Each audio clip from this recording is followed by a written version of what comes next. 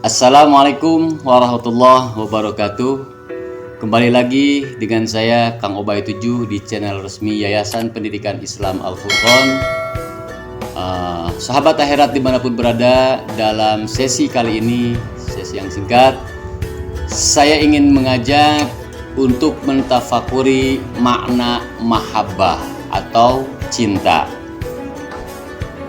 Saya ingin sedikit berilustrasi. Mari kita bayangkan, jika ada seorang laki-laki, dia sangat jatuh cinta pada seorang wanita, tergila-gila pada seorang wanita, mengharap cintanya disambut oleh wanita pujaan. Apapun dia lakukan agar bisa meraih cintanya. Nah, suatu saat laki-laki tersebut pulang ke rumah dalam keadaan gelap. Begitu dia membukakan pintu, tiba-tiba ada yang menyiramnya, ada yang memukulnya. Ya, intinya ada sesuatu yang tidak menyenangkan terjadi pada dirinya.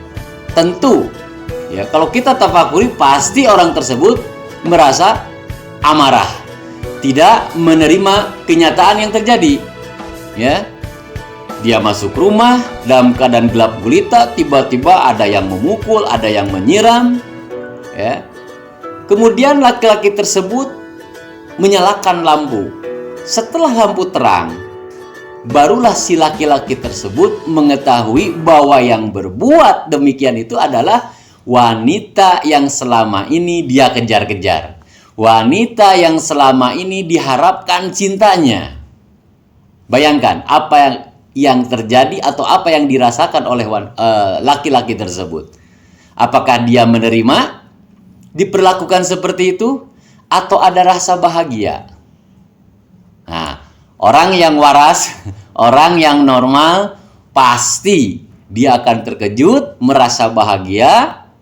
Dia menerima diperlakukan seperti tadi karena dia tahu yang berbuat adalah orang yang dicintainya dan diharapkan cintanya bersambut, mendapatkan cinta dari wanita tersebut.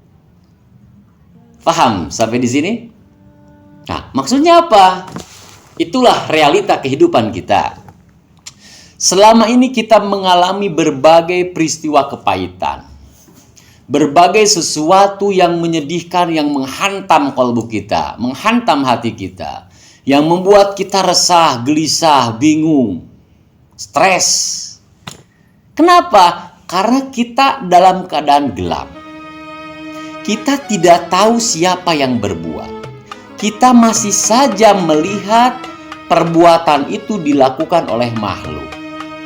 Tapi ketika Allah Ta'ala mengizinkan, menerangi kalbu kita dengan nurnya, maka tampaklah bagi kita bahwa ternyata hakikatnya Allah Subhanahu wa Ta'ala yang berbuat.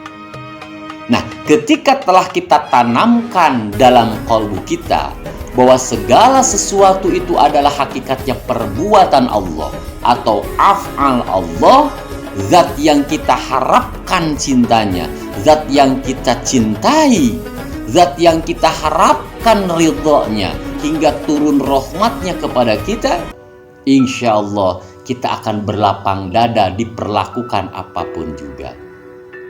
Sahabat, ingat, amal apapun yang kita lakukan sebetulnya satu tujuannya, berharap amal itu diterima oleh Allah dan diridhoi oleh Allah. Ini kata kuncinya.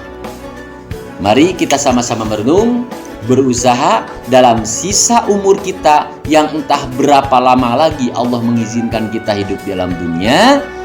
Kita fokus bagaimana caranya apapun yang kita lakukan hanya semata-mata mengharap ridho Allah. Kenapa?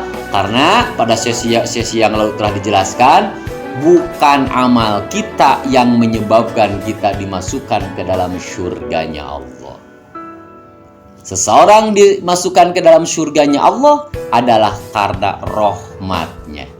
Nah, kalau kita telah mendapatkan ridho Allah, secara otomatis insya Allah Allah turunkan rahmatnya kepada kita. Dan dengan rahmat inilah yang menyebabkan kita selamat fid dunya wal akhirah.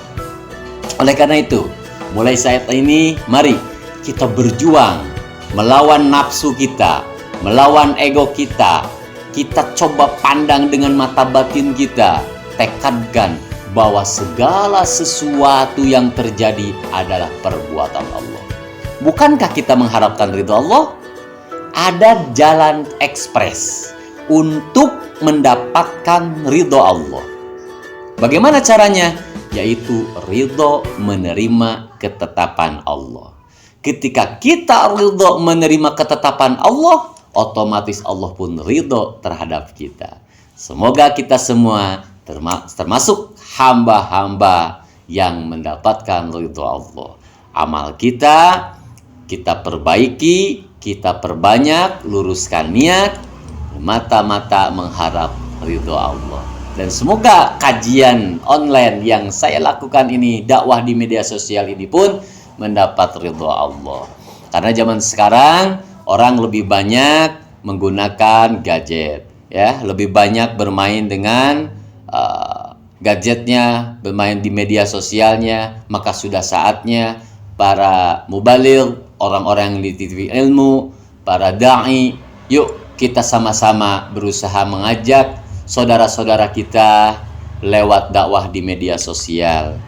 Dengan satu catatan, semata-mata mengharap ridho Allah, bukan untuk mencari popularitas. Itu kajian singkat kali ini.